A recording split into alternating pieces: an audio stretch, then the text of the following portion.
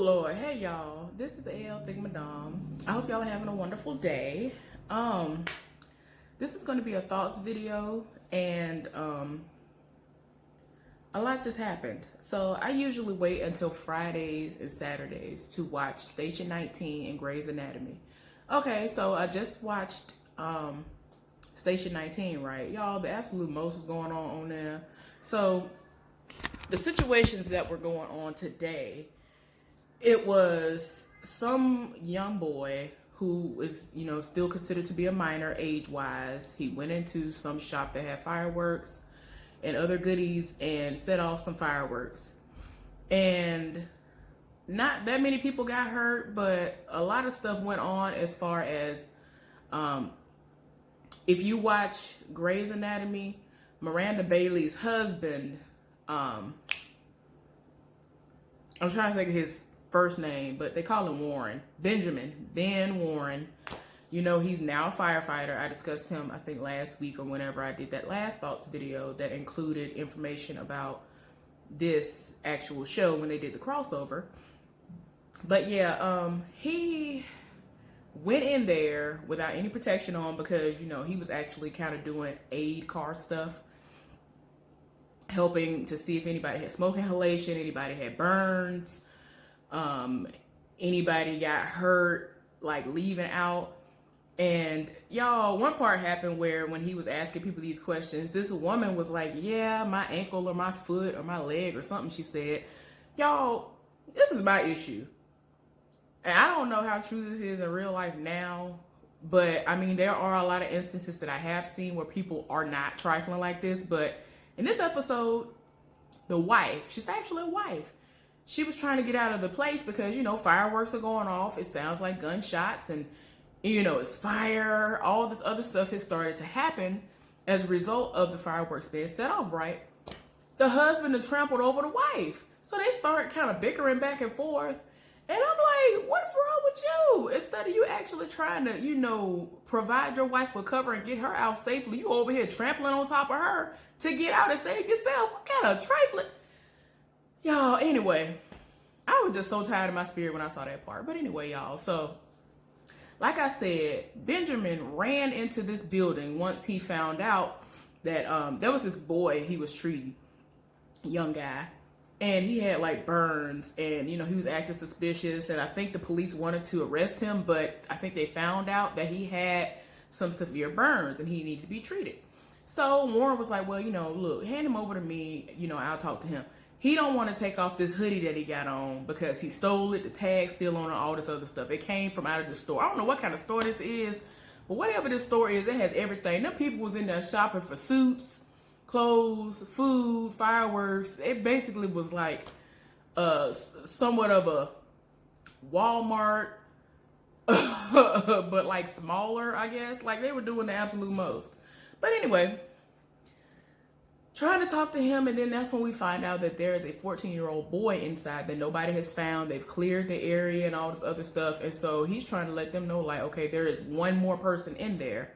And the police, the person that's over them, he's just like, who is Boris Kojo's character. He's like, nah, you can't go in there.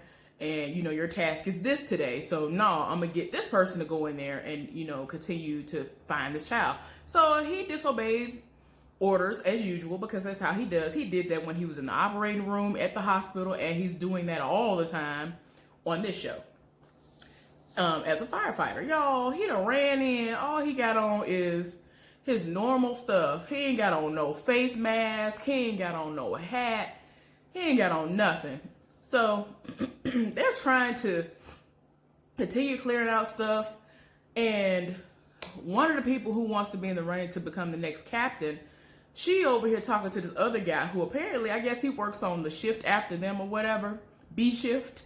And I don't know why. Oh yeah, they had him come in because Boris Kojo's character ended up telling the woman who he fell in love with and she fell in love with him and all this other stuff that she needs to, take off a week of work because she wants to make captain.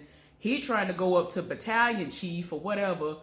and all this other stuff. And he kind of looking at her like, look, you know we can't deal with each other. And so she and her feelings like, you can't sit up here and try to tell me that our feelings are just something that I'm imagining. And he basically confirmed like, yeah, that's not what you're imagining, but yeah, you know we can't do this. And it's like, how you gonna say this after y'all been setting it off with one another and doing the most? Don't sit up here and be like, oh no, now we can't, you know, be cool. We can't deny we have to deny our feelings for one another. Like, that has been annoying me the past couple of episodes, because he really trying to sit up here and act like he don't realize that that's what's going on. And they make enough money to where you could go to a whole nother place. Like, Boris Kojo's character came over there, like, I don't know how long ago. Andy, which is Andy Herrera, she's the one who, her father was the captain before him or whatever.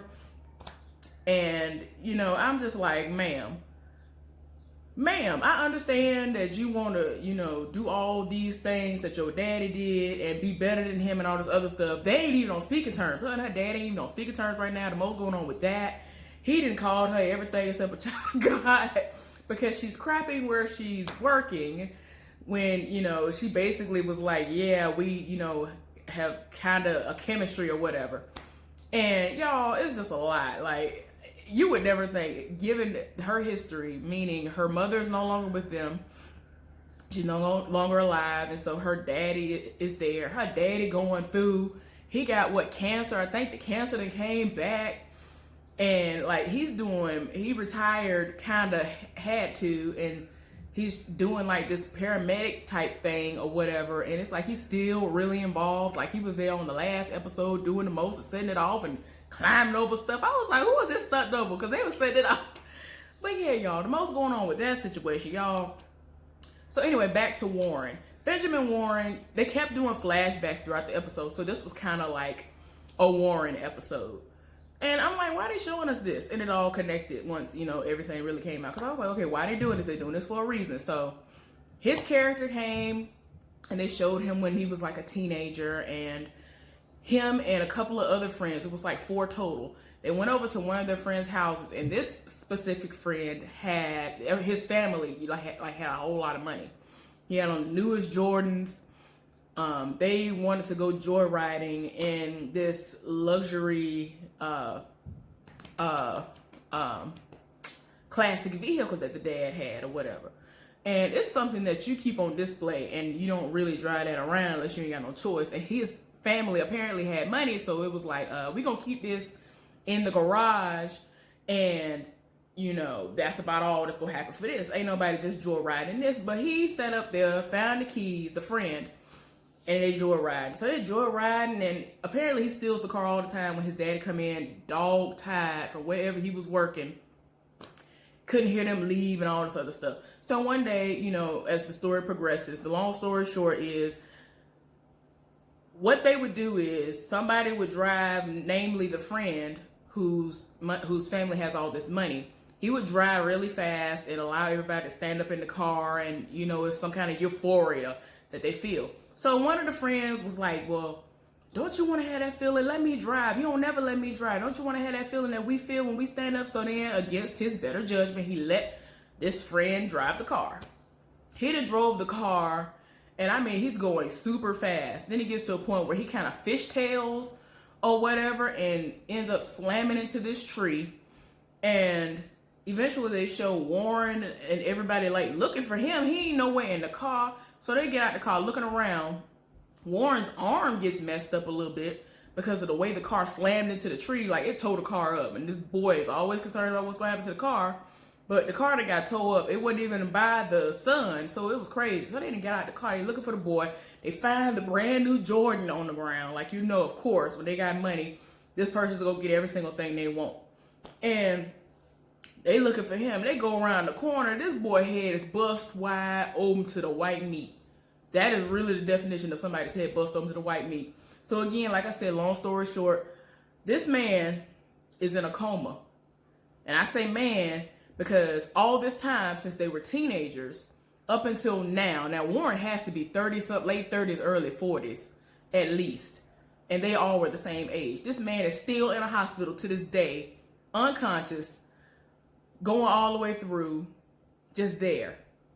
Now, when they were younger, his mama, the boy's mama, was in the hospital, and she saw Warren coming in all the time and sitting with him, and she was like, how long are you gonna sit there? I feel like I'm gonna sit here my whole life probably, because I mean there apparently were no changes in his brain. Y'all know what I'm trying to say. I'm just so much happened in this episode. Brain waves, and ain't nothing really going on. He ain't waking up, and he's just there. Like, people just come bathe him and go on about his business, make sure he's getting.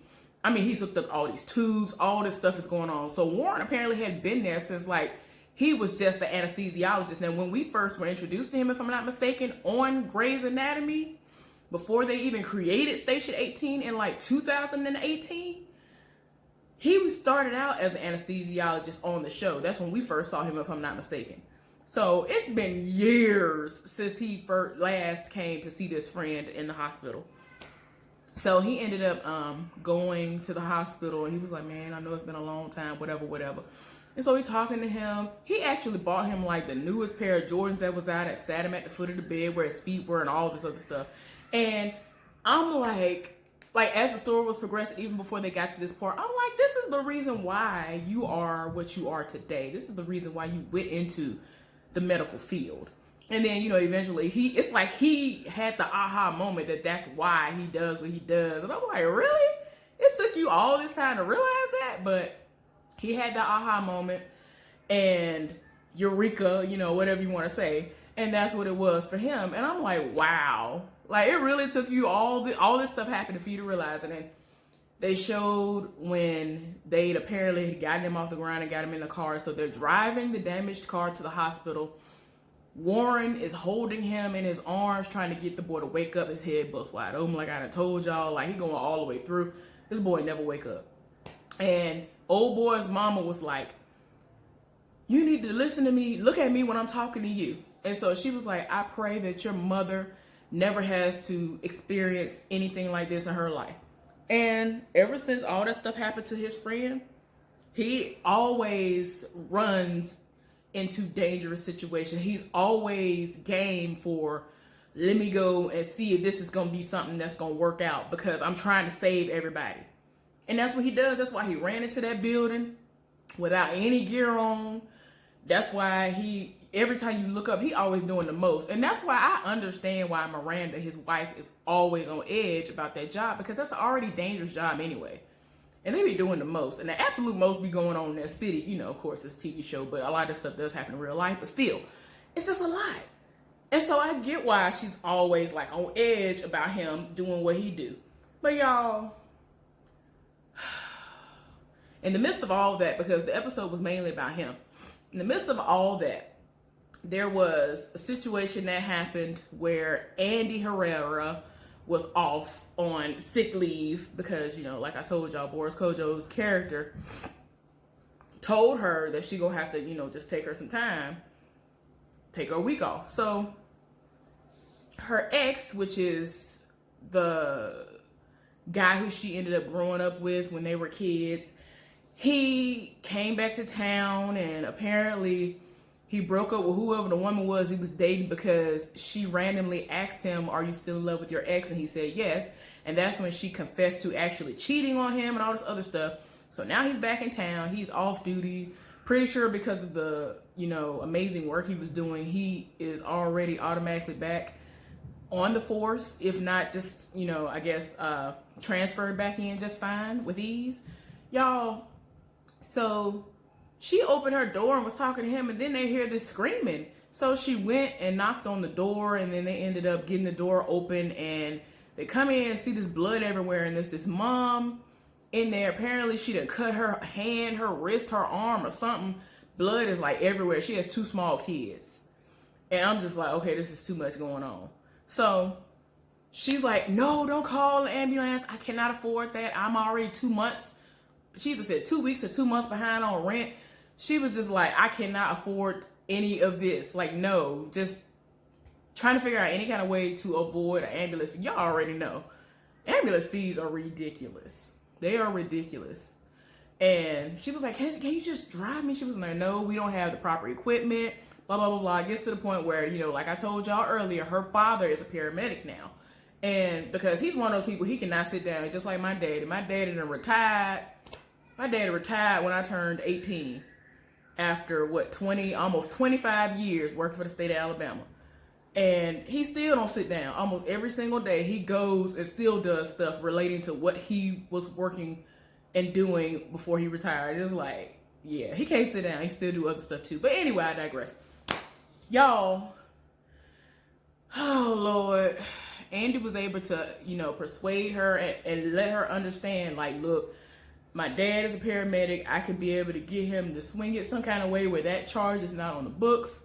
And they were able to do that. She was going to need a blood transfusion because she lost a whole lot of blood. So Andy and old boy that came back in town, her ex, they at the house watching the kids, or at least the oldest child, which is still very young. And they playing cops and robbers and all this other stuff. So my thought was, at one point in time, he showed this boy his badge. He was like, can I see your badge? I showed him the badge, and the boy ran off with the badge. And I'm like, okay, they keep cutting over to them. Where the boy at with the badge? Don't tell me this boy that sat up here and bust himself in the eye with it, or done sat up here and I don't know. I'm just thinking the worst that happened as far as that was concerned. So what actually did happen was, he found a gun. I don't know if it was his father's gun, because the father was nowhere to be found. He working somewhere, or he ain't know. No, the father is not allowed to be within 100 feet of them. So essentially, she's a single mom. But she had a gun in the house. The little boy then went and found the real gun. Apparently, he already knew where it was, or all that idle time that the two of them were catching up. That boy done rambled through everything because he was real quiet. I was like, all right, now this child is too quiet. Ain't nobody got time. Of course, some foolishness done popped off. The little boy that sat up here and found a gun. Lord have mercy. And so he over here playing with it and pointing it at old boy like he had been doing earlier. And so they're trying to, you know, talk to him. Be like, hey, you know, try to talk to him like he's a child. And before they had a chance to try to charge in the direction he was in, the boy that shot the gun and shot old boy. I don't know if he gonna make it. I'm tired in my spirit. People are trying to speculate who is going to become the next chief. And I mean, some people think it's gonna be Herrera. Some people think it's gonna be her, I want to say former best friend, which was this other woman who ended up being in a sexual relationship with this guy at the station that she was interested in, Herrera. And now their relationship is strained. And yeah, and then they think it's the same guy also, so who was gonna be next in line for chief, because they had been kind of making it seem like the two were kind of going against each other, but she looking like I'm in the running too. So I don't know what y'all thought this was, but a lot is going on. This has been really, like, I don't care what nobody, I don't know. I love hospital dramas. I love police dramas. I love all these fire house dramas that I have been introduced to. I need to catch up and watch all of Chicago Fire. I love stuff like this. I always loved, ever since they came out with like ER. I think ER was like the first thing that drew me into stuff like this. And then that's when Grey's Anatomy and all that stuff came along. I live stuff like this. So yeah, really amazing episode. The most happened. I actually thought what was going to happen, because I saw so many people, whether they had on masks or not, I thought it was going to be a whole nother situation like what happened to the last fire chief, because he ended up getting really bad smoke inhalation and didn't get it treated, and then he ended up dying something terrible. That's what I thought was gonna happen. Even Warren, I was like, oh, y'all better not even try this. So unless they gonna try to drag it out, ain't nothing gonna happen to him right now. He good. He good. But anyway, y'all, I hope y'all enjoyed this little thoughts video or whatever gonna end up being. I hope y'all have a good one, and I'll see y'all later on for something else.